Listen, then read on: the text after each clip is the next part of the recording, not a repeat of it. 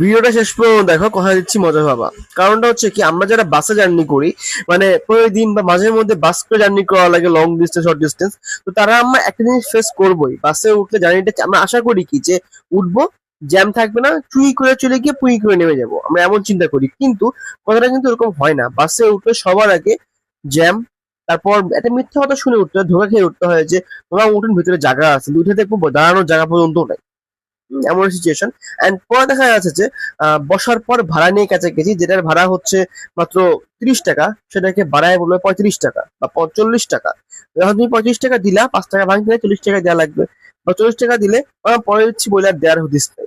এবং এমন একটা অবস্থা হয় যে পরে দেখা যায় যে উঠে ভুল করছি, এন্ড দেখা যায় তুমি কিছু করো নাই, তোমার পাশের জায়গার প্যাসেঞ্জারের সাথে তুমুল ঝগড়া লেগে গেছে।